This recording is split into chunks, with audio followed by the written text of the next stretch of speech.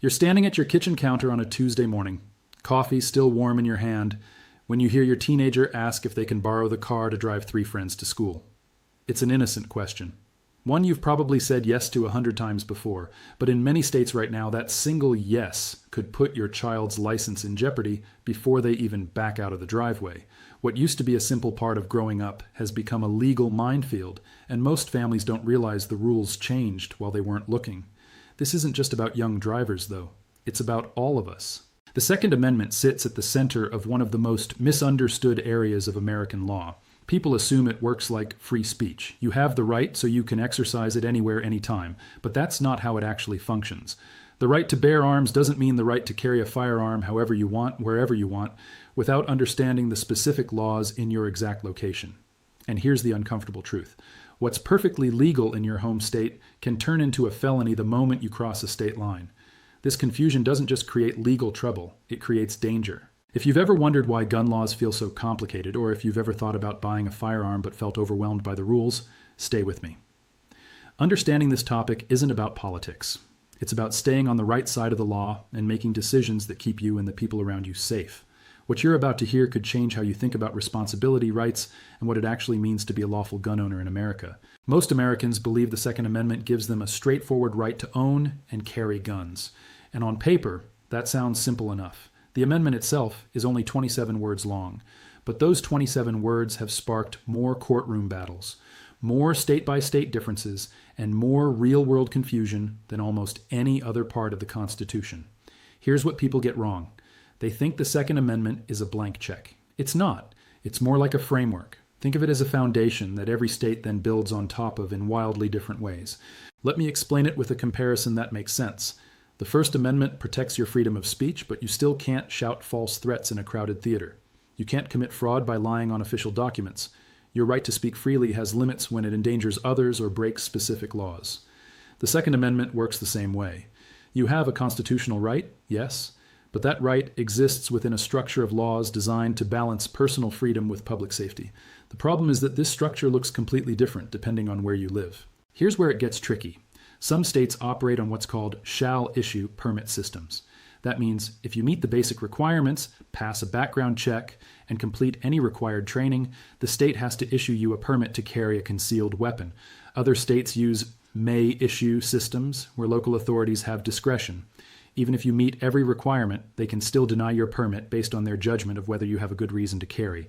And then there are constitutional carry states where you don't need a permit at all to carry a concealed firearm if you're legally allowed to own one. Right now, over half the states in the country have some form of constitutional carry. The other half don't. And if you don't know which system applies where you are, you're gambling with serious consequences. Let's talk about a shift that changed everything. In the summer of 2022, the Supreme Court made a ruling that sent shockwaves through gun laws across the entire country. The case involved a man in New York who wanted a permit to carry a concealed handgun in public for self-defense. New York had a law that said you needed to show a special need, something beyond just wanting to protect yourself. The court struck that law down. They said the Second Amendment protects your right to carry a gun outside your home for self-defense, and states can't make you prove a special reason to exercise that right. It was a major decision, and it didn't just affect New York. It forced states all over the country to rewrite their permitting rules. But here's what didn't change. The ruling didn't eliminate background checks. It didn't eliminate training requirements. It didn't eliminate restrictions on where you can carry. It didn't give everyone the right to carry any weapon they want in any place they choose. What it did do was shift the burden. States can't deny you a permit just because you don't have a special reason, but they can still regulate how, when, and where you carry. They can still set standards. They can still create sensitive places where firearms aren't allowed. The court essentially said the right exists, but the details are still up for debate, and that's where the confusion explodes. So now we live in two worlds. In one world, the legal world, you have a constitutional right that's been affirmed by the highest court. In the other world, the practical world, you're navigating a patchwork of state laws, local ordinances, private property rules, and federal restrictions that can change every time you cross a county line. And if you get it wrong, the consequences aren't small. We're talking about felony charges. We're talking about losing your right to own firearms entirely. We're talking about jail time. This is why casual assumptions are so dangerous. Let's get into the details that trip people up most often. First, let's talk about traveling with a firearm. A lot of gun owners think that if they have a concealed carry permit from their home state, they're covered everywhere. That's not true. Some states have reciprocity agreements, which means they recognize permits from other states, but not all states do. And even among states that have reciprocity, the rules aren't always the same. Your home state might let you carry in a bar as long as you're not drinking. The state you're visiting might ban firearms in any establishment that serves alcohol, period. Your permit might be valid, but your behavior could still be illegal. Then there's the question of how you transport the gun itself. Federal law allows you to transport firearms across state lines if the gun is unloaded, locked in a case, and stored in a place that's not easily accessible, like your trunk. That's called the Firearm Owners Protection Act, and it's supposed to protect travelers. But here's the catch. It only protects you if you're just passing through. If you stop in a state with strict gun laws and you're not just refueling or grabbing food, if you're staying overnight or visiting someone, that protection might not apply. And if local police don't agree with your interpretation of the law, you could find yourself arrested first and sorting it out in court later. Let's talk about vehicles specifically, because this is where a lot of people make mistakes without realizing it. In many states, your car is considered an extension of your home. That means you have more freedom to keep a firearm in your vehicle without a permit. But even that has limits. Some states require the gun to be in a locked container. Some states require it to be unloaded. Some states allow it to be loaded and accessible as long as it's in your vehicle. And in a few states, having a loaded gun in your car without a permit is a serious crime. If you keep a gun in your glove box for protection, you'd better know the exact rules of every state you drive through. Ignorance isn't a defense. Now let's talk about places you absolutely cannot bring a gun, even if you have a valid permit. These are called sensitive places, and they vary by state, but there are some common ones. Schools are almost universally off limits. That includes not just the buildings, but often the entire campus, and sometimes even the parking lots. Federal buildings are also banned. That means post offices, courthouses, and Social Security offices.